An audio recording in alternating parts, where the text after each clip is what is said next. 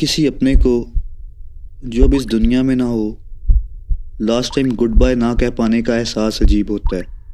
It's weird. हम किस तरह भूल जाते हैं कि हमारे घर वाले भी हमारी तरह वक्त की कैद में हैं और कितने लिमिटेड टाइम के लिए हमारे साथ हैं। Hi dad, today marks your death anniversary, the day we last saw each other. आज फिर से वो दिन आया है। वो दिन, वो साल गुजर गया है, पर आपकी याद, उस दिन की याद आज भी ताज़ा है। ज़िंदगी में कई मौके आए जहां आपकी कमी महसूस हुई, पर हर साल के इस दिन ये एहसास थोड़ा ज़्यादा हो जाता है। पता चलता है कि मैंने क्या खो दिया है। It's been more than a decade, पर आपकी स्माइल, हम दोनों का ज़ोर ज़ोर से हंसना, वो लाफ्टर की आवाज़ अब भी मेरे जहन में ताज़ा है, जैसे कल की ही बात हो।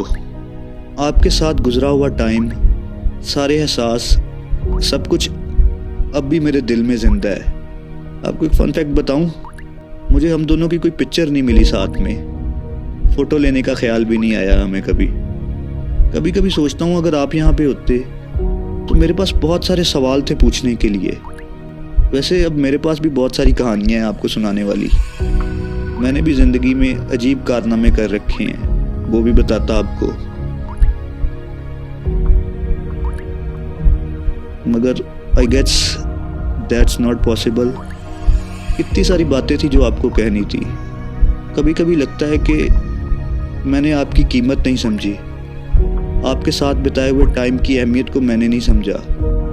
आई hope everything is good where you are and it's nice there.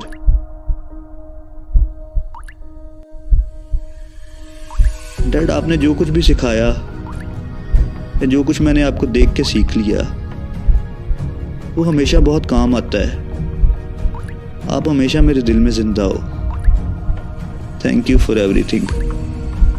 आपका शुक्रिया। And yeah, I forgot to say goodbye. Sorry for that.